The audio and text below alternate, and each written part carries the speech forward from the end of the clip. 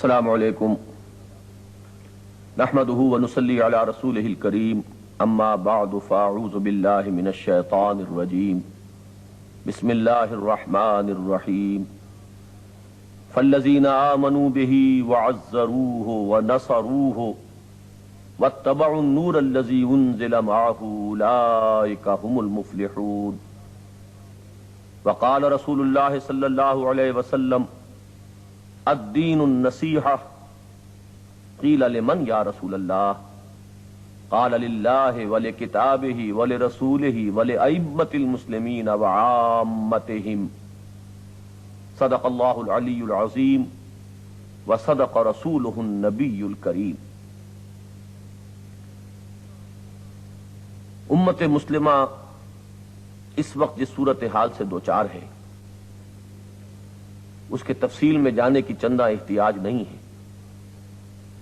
ہر صاحب نظر آگاہ ہے کہ عزت اور وقار اور سربلندی گویا کہ ہم سے چھین لی گئی ہے،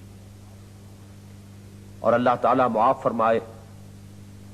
واقعہ یہ ہے کہ جو مغضوب علیہم قوموں کا نقشہ قرآن مجید میں کھینچا گیا ہے، مختلف اعتبارات سے وہی نقشہ آج ہمیں اپنے اوپر منطبق ہوتا نظر آ رہا ہے۔ افتراق ہے، باہمی خانہ جنگیاں ہیں، اختلافات ہیں، وحدت امت اس کا شیرادہ پارا پارا ہو چکا ہے۔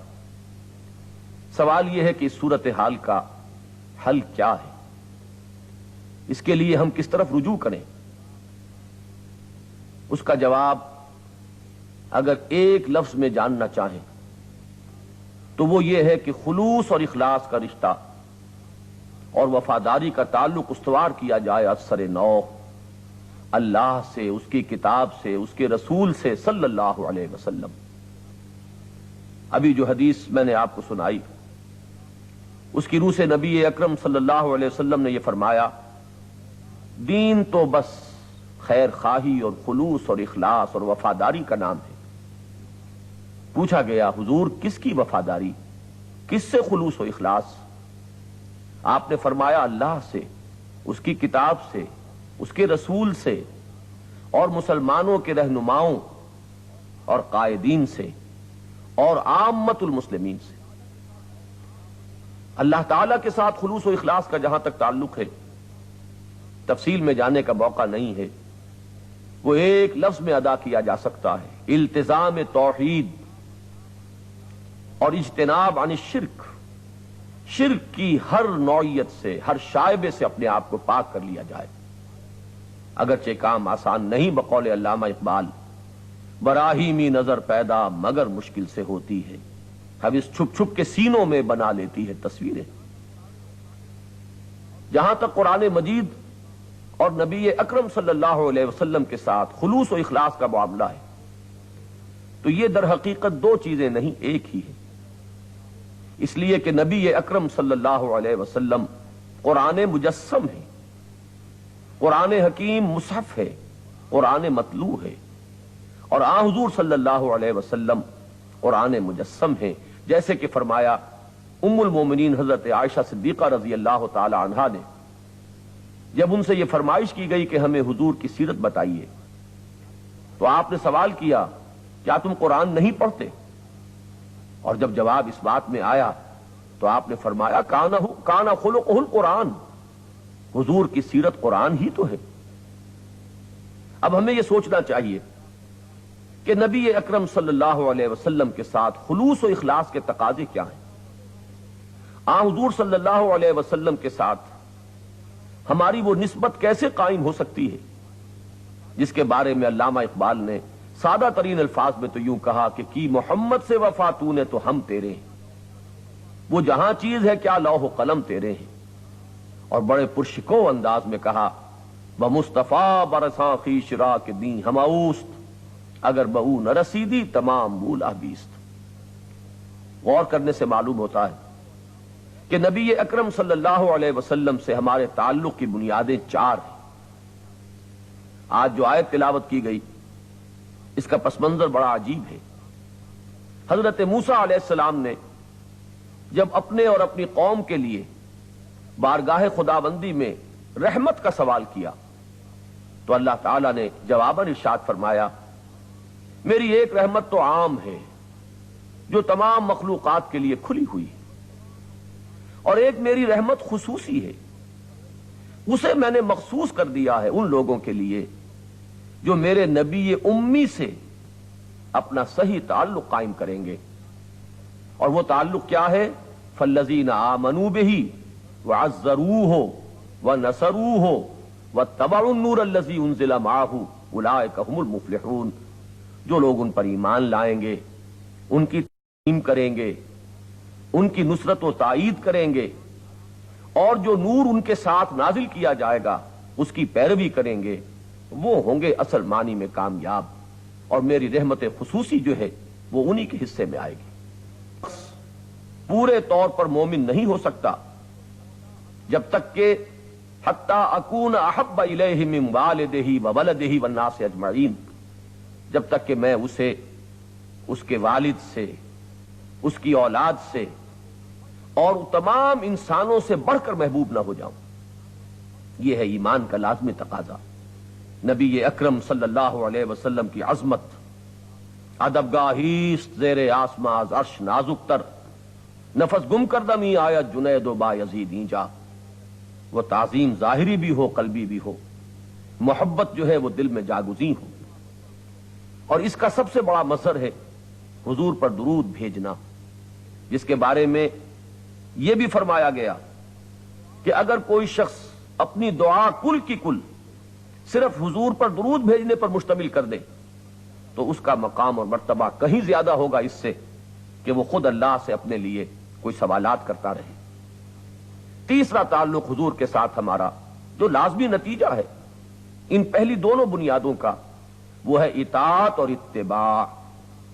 ظاہر بات ہے جب آپ کو اللہ کا رسول مانا تو اب آپ کے حکم سے سرتابی چے مانی دارد، آپ کا ہر حکم سر آنکھوں پر ہو۔ اس میں تو البتہ انسان تحقیق کا حق رکھتا ہے کہ واقعتاً محمد الرسول اللہ صلی اللہ علیہ وسلم نے یہ حکم دیا ہے یا نہیں، لیکن جب طے ہو جائے کہ یہ آپ کا فرمان ہے، یہ آپ کا حکم ہے، تو اب چونو چرا کا کوئی سوال نہیں، اب تو اطاعت کرنی ہوگی، اور اطاعت بھی کیسی؟ وہ اطاعت جس کے بارے میں فرمایا گیا ثم لا یجدوا فی انفسہم حرجا مما قضیت ویسلموا تسلیما، کہ پھر وہ آپ کی بات مانے اور اس کیفیت کے ساتھ مانے کہ ان کے اپنے دل کے اندر بھی کوئی انقباض نہ ہو۔ یہی وہ بات جو حضور نے فرمائی کہ لا یؤمن احدکم، تم میں سے کوئی شخص مومن نہیں ہو سکتا حتی یکون ہواہ تبعا لما جئت بہ، جب تک کہ اس کی خواہش نفس تابع نہ ہو جائے اس کے جو میں لے کر آیا ہوں۔ یہ اطاعت جب اس میں محبت کی شیرینی شامل ہو جاتی ہے تو اس کا نام اتباع ہے، اس کا دائرہ بہت وسیع ہو جاتا ہے۔ ظاہر ہے کہ اطاعت تو صرف اس حکم کی ہوتی ہے کہ جو حضور نے دیا ہو، اتباع حضور کے ان تمام افعال و اعمال کی ہوگی جو حضور کرتے تھے، خواہ آپ نے اس کو کرنے کا حکم بالفعل نہ دیا۔ اس اتباع کا مقام وہ ہے عضو قرآن کہ قل ان کنتم تحبون اللہ فاتبعونی یحببکم اللہ، اے نبی ان سے کہہ دیجئے اگر تم اللہ سے محبت کرتے ہو تو میرا اتباع کرو، اللہ تم سے محبت کرے گا۔ چوتھا اور آخری، اور یوں کہیے کہ یہ نقطہ عروج ہے حضور کے ساتھ ہمارے تعلق کا، وہ ہے تائید و نصرت۔ حضور ایک مشن لے کر تشریف لائے تھے۔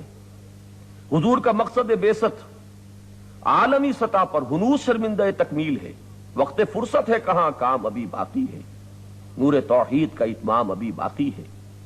صحابہ کرام نے دوران خلافت راشدہ اس عمل کو جہاں تک پہنچایا تھا، ہم اپنی بے عملیوں اور بد عملیوں کے طفیل وہ اثرات بھی ختم کر چکے۔ اب تو اثر نو پیغام محمدی کی نشر و اشاعت ہے، پیغام محمدی کا پہنچانا ہے تمام اقوام و ملل عالم تک، اور اثر نو اللہ کے دین کو فی الواقع قائم اور نافذ اور غالب کرنا ہے پورے کرۂ ارضی پر۔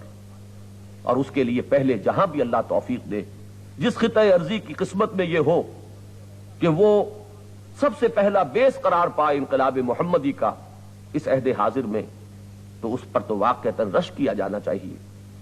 یہ ہے وہ فریضہ منصبی جو امت کے حوالے ہے۔ گویا کہ حضور کا مشن زندہ اور تابندہ ہے۔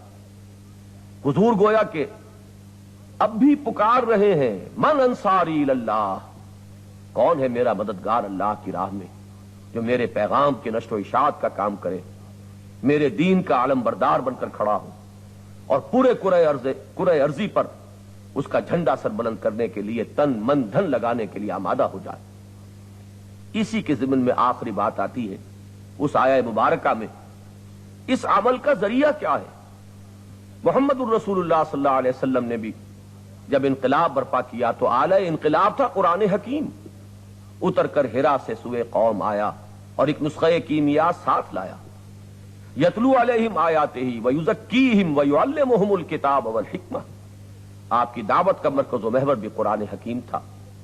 آپ نے لوگوں کی ذہنیتیں بدلی تو اسی قرآن حکیم سے، لوگوں کی سوچ میں انقلاب برپا کیا اسی قرآن حکیم سے، ذہن کی تطہیر فرمائی تو انہی آیات بینات سے، تزکیہ نفس فرمایا تو وہ بھی یہی آیات بینات اس کا ذریعہ بنی۔ خارج و باطن سب منور ہوئے اس قرآن حکیم کے نور سے۔ وہ کتاب موجود ہے، وَاتَّبَعُوا النُّورَ الَّذِي أُنزِلَ مَعَهُ، وہ نور جو آپ کے ساتھ نازل کیا گیا صلی اللہ علیہ وسلم، وہ حضور حوالے کر کے گئے، وہ امت کے پاس محفوظ ہے۔ اس کے ساتھ اپنے تعلق کو درست کرنا، یہ وراثت محمدی ہے صلی اللہ علیہ وسلم، اس کو مضبوطی سے تھامنا، یہ حبل اللہ ہے، وَاعْتَصِمُوا بِحَبْلِ اللَّهِ جَمِيعًا وَلَا تَفَرَّقُوا۔ یہی امت کے اندر اثر نو اتحاد اور یکجہتی پیدا کرے گی، اسی سے وحدت فکر پیدا ہوگی، اسی سے وحدت عمل پیدا ہوگا، اسی سے ہماری جد و جہد جو ہے وہ یکجہتی کے ساتھ اپنے اصل ہدف کی طرف آگے بڑھے گی۔ اس کتاب کے حقوق کو پہچاننا بھی وقت کی ایک عظیم ضرورت ہے۔ جیسے نبی اکرم صلی اللہ علیہ وسلم کے ساتھ اپنے تعلق کی بنیادوں کو پہچاننا، یہ اصل میں میلاد النبی کا اصل پیغام ہے، یہ اصل لمحہ فکریہ ہے۔